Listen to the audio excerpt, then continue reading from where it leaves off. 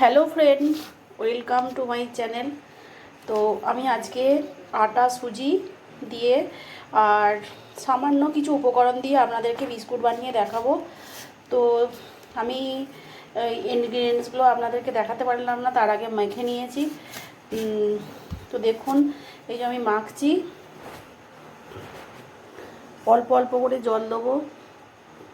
1 cup আটা নিয়েছি, half cup সুজি নিয়েছি, আর কিছু চিনেবাদাম, তিল আর চিনি গুঁড়ো করে নিয়েছি। দিয়ে আমি আস্তে আস্তে অল্প অল্প জল দিয়ে ডোটা মাখছি। তো আপনারা পারলে ফ্রিজের জল দেবেন। ফ্রিজের জল দিলে কি হয়, বিস্কুটটা খুব মুচমুচে হয়। কারণ যদিও আমি একটু আপনারা ঘি বলুন, তারপর ডালদা বলুন, সাদা তেল, যেটা খুশি ময়ান দিতে পারেন। তো আমার কাছে যেহেতু হাতের কাছে সাদা তেলটাই আছে, তো আমি সাদা তেলটাই দিয়েছি।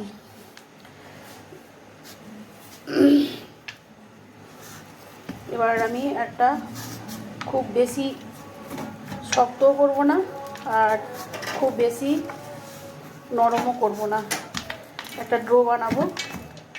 তো চিনি তো আমি গুঁড়ো করে নিয়েছি, তো আমার রেস্টে রাখার কোনো দরকারই নেই। তো এবার এই যে আমি আস্তে আস্তে শক্ত একটা ডো করে নেব। আমি বিস্কুটকে, এই বাদামগুলোকে, চিনে বাদাম নিয়ে শুকনো খোলায় কোট করে নিলাম, নিয়ে আমি আটার সঙ্গে দিয়ে দিয়েছি। তো বন্ধুরা দেখতেই পাচ্ছেন, তিলটা অলরেডি আমি ওতে দিয়ে দিয়েছি। কারণ তার আগে যদি এমনি শুধু তিলে ডুবিয়ে বিস্কুটটা বানানো হয়, তো তেলের সঙ্গে এই তিল ভাজতে থাকে।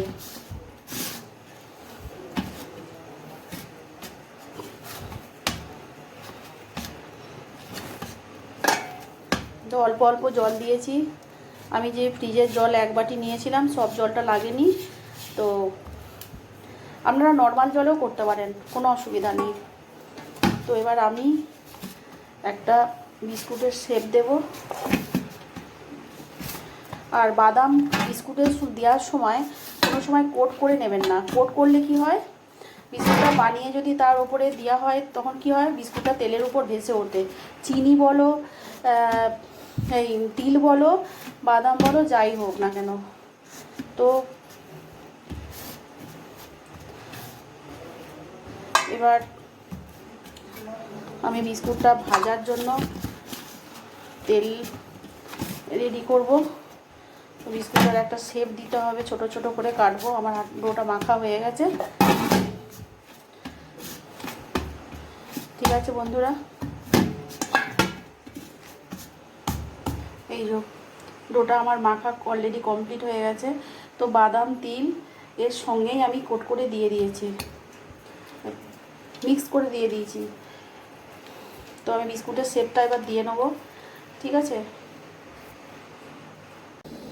তো বন্ধুরা, আমি ফ্রাই প্যানে অলরেডি তেল দিয়ে দিয়েছি, দিয়ে আস্তে আস্তে বিস্কুটগুলো ছেড়ে দিলাম। অল্প তেলেতে এই বিস্কুটগুলো ভাজলেই হয়ে যাবে।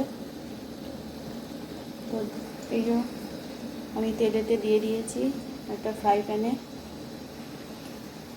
এবার এখন আমি নাড়বো না, একটু গোল্ডেন কালার হলেই, তারপরে একটু গোল্ডেন কালার হলেই আমি বিস্কুটগুলো এক পিঠ থেকে এক পিঠে উল্টে দেবো। কারণ এই বিস্কুটগুলো বেশিক্ষণ সময় লাগে না, জাস্ট মাখতে। আর সব কিছু যদি হাতের কাছে থাকে, তাহলে তাড়াতাড়ি এই বিস্কুটগুলো হয়ে যায়। চা বসিয়েই এই বিস্কুটগুলো বানিয়ে খাওয়া যায়। 10 মিনিটের মধ্যে এই বিস্কুটগুলো কমপ্লিট হয়ে যায়, কারণ আমি তো সব কিছু দিয়েই মাখছি একসঙ্গে। তো আমি বিস্কুটগুলো দিয়েছি, এবার তেলটা একটু ঘুরিয়ে ঘাড়িয়ে দেবো। অল্প মিডিয়াম আছে বিস্কুটগুলো ভাজতে হবে। হাইয়ে দিলে হবে না, কারণ বিস্কুটগুলো তলার দিক পুড়ে যেতে পারে। দেখুন, আমি ছোট ছোট দিয়েছিলাম, কত বড় বড় হচ্ছে, সাইজে কত ফুলে বড় ডবল হয়ে যাচ্ছে। এবার আমি একটু উল্টে পাল্টে দেবো।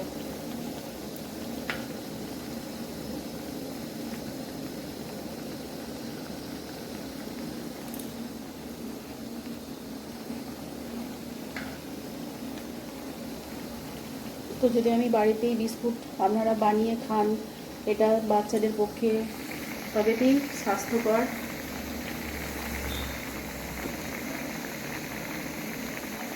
কারণ এতে কোনো কেমিক্যাল বা কালার কিছুই আমি মেশাইনি।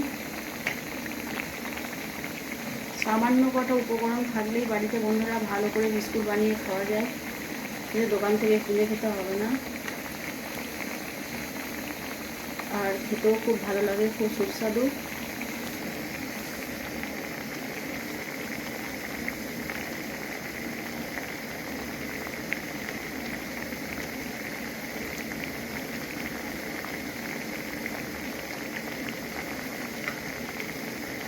খুব সাবধানে উল্টাতে হবে, নাহলে কিন্তু ভেঙে যাবে।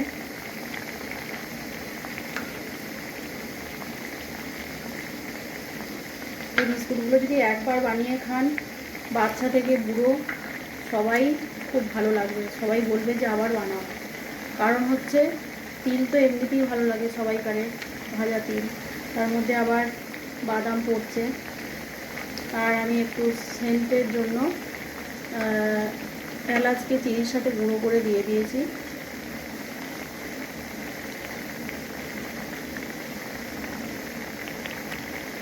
তো আমার উল্টানো হয়ে গেছে, তো দেখতেই পাচ্ছেন কতটা লালচে লালচে হয়ে গেছে এদিকটা।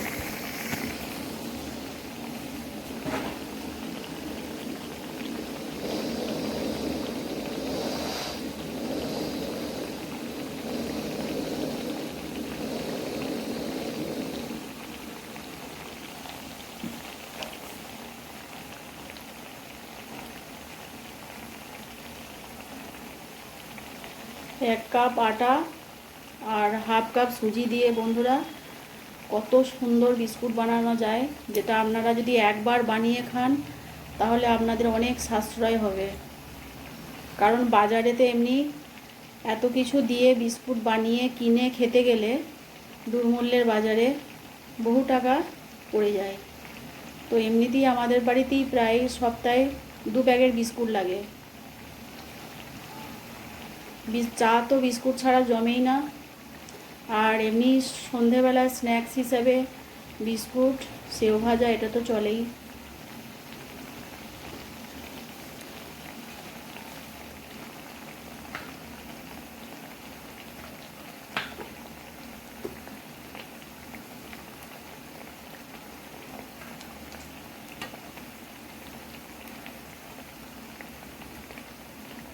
আর একবার উল্টে পাল্টে দেবো, দিয়ে তুলে নেবো।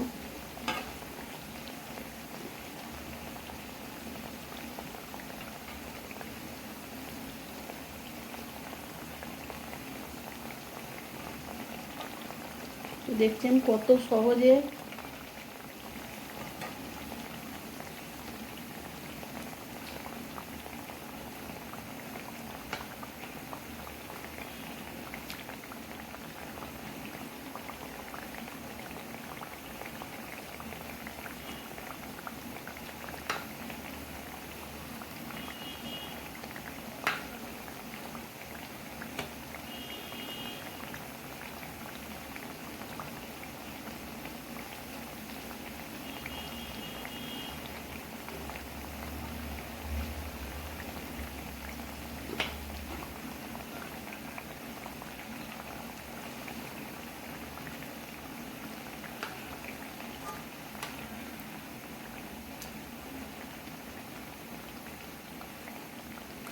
আমি লাইফস্টাইলের সাথে সাথে এইরকম ধরনের বাড়িতে টুকিটাকি এইসব কিছু বানিয়ে থাকি।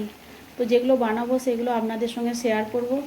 আপনারা আমাকে সাপোর্ট করবেন বন্ধুরা, প্লিজ প্লিজ আমার সাপোর্ট, আপনাদের আমাকে সাপোর্ট করলে আমি খুবই উপকৃত হব এবং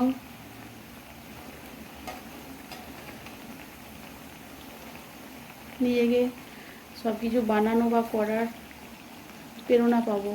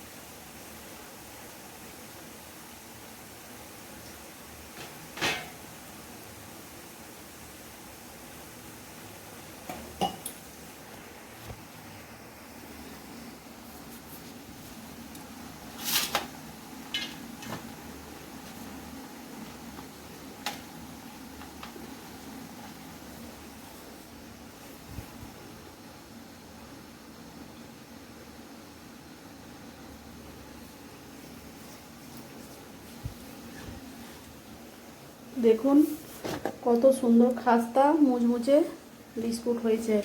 তো এখন একটু গরম আছে, তো তো গরম অবস্থাতে বিস্কুটটা ভেঙে ভেঙে যাবে। তো একটু ঠান্ডা হয়ে যাক, নরম আছে, একটু ঠান্ডা হয়ে গেলেই বন্ধুরা দেখতে পাবেন এই বিস্কুটটা কত সুন্দর। আপনাদেরকে ভেঙে দেখাবো। তো দেখুন বন্ধুরা, আমাদের বিস্কুট তৈরি হয়ে গেছে। তো এগুলো বুঝতেই পারছেন কতটা মুচমুচে আর হয়েছে। আপনারা খুব সহজেই বিস্কুটটা বানিয়ে নিতে পারবেন। দেখুন একটা বিস্কুটের আওয়াজ শুনে বুঝতে পারছেন 10 মিনিটে জাস্ট বাড়িতে কিছু সামান্য উপকরণ থাকলেই আপনারা বানিয়ে নিতে পারবেন। আপনারা একবার ট্রাই করে দেখুন, আপনাদেরও ভালো লাগবে, বেশি সময় লাগবে না। তো এইগুলো আপনারা যদি বলেন যে মাইক্রো ওভেনে আপনারা করে নিতে পারেন, আর এমনি ভাপেও করা যায়, তো স্টিম দিয়ে, সেটা আমি করিনি। তো আমার অত তো সময় নেই, তো আমি তেলে ভাজাই করেছি, তেলে ফ্রাই করেছি। আপনারা তেলে নাই বা করতে পারেন। তো আপনাদেরকে একটা বিস্কুট ভেঙে দেখাচ্ছি কতটা ক্রিস্পি হয়েছে। এই দেখুন, দেখতে পাচ্ছেন, এই যে দেখুন কত সুন্দর হয়েছে। একবার বানিয়ে ট্রাই করে দেখুন, কত সুন্দর খাস্তা মচমচে মুখে দিলেই। আর এই বাদামগুলো আর তিল যখন মুখে পড়বে তো খুব সুন্দর খেতে লাগবে। তো যদি বিস্কুটের রেসিপিটা ভালো লাগে বন্ধুরা, লাইক কমেন্ট শেয়ার করবেন, আর আমার চ্যানেলটা সাবস্ক্রাইব করবেন শ্রেয়া ব্লগে। তো আপনাদের সাপোর্ট আমার খুব প্রয়োজন, অনুরোধ করছি, প্লিজ প্লিজ প্লিজ লাইক করবেন, শেয়ার করবেন।